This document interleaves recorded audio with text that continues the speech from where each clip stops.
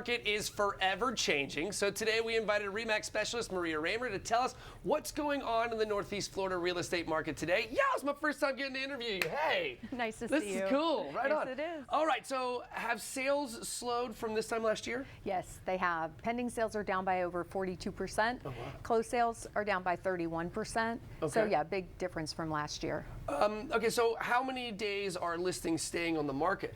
So we have right now about a 4 to 6 month supply of inventory. So sellers can expect 90 to 120 days on average Really? to sell their home now.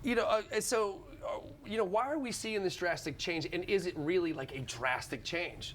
Well, it's a great question, and it's a drastic change from a year ago, yes, but a year ago I also said that we're returning to a more normalized market. So it's not as drastic as it seems, right, really, because we need to go back to what was normal. Certainly what we had 2021, 2022 was not normal. No, it was not normal at all. So it sounds like things are more or less returning, where things are sitting on the market for a little bit longer. You know, you're probably not going to have to do, compete with 4 other offers on the same house, right? Exactly. We're not going to get 20% over asking price and things like that, right? Correct. Okay, That's cool. Right. So what are sellers doing to combat like current conditions? So price reductions are a big tool right now, and price reductions are up by over 37% this year. So that's big. But they need to do that because they're combating higher rates. So, with the inventory increase, the higher mortgage rates out there, let's throw on top of that, it's a presidential election. Absolutely. So people get nervous, they pull back and they take a little bit of a pause. And so what are we doing to combat that? Price reductions. It's all we can do. And if rates are higher, we have to make housing more affordable, so these things level each other out. Gotcha. Right. So like whenever the house prices were like way up, our interest rates were way down, right? Exactly. And then now if the rates are a little bit higher, then the housing prices have to come down. And Correct. so we equal those things out, right? That's exactly right. Okay, cool. So, overall, what's the silver lining? So the silver lining is, for example, like in June, new listings were down 16%.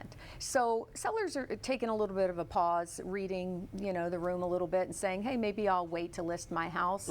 And so with lower inventory coming into the market, that could soften the percentage of reductions that are necessary because people have less to choose from. It's the whole supply and demand thing. So that'll make a difference, and that'll be super helpful. But I think, again, people need to remember this is a normalized situation we're falling into. 4 to 6 months on average inventory. Rates hopefully between 6 and 7%.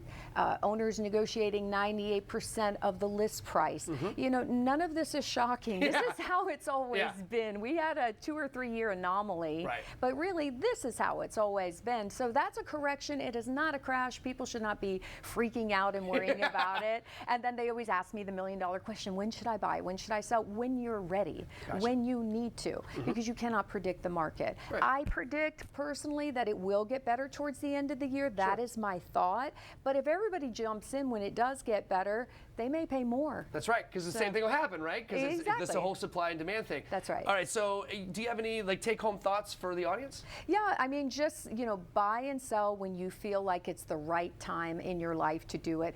Try not to get caught up in predicting the real estate market. If you do that, you will probably end up on the wrong side of things. So just go when it works for you. Right, because as we talked about off camera, the real estate market is the slowest to respond to economic stresses, right? So when it's right for you, buy the home, because it's always more advantageous to own a home than rent, right? That is 100% true. It's such a great point. In the end, owning something, you're going to build equity, you're going to build personal wealth.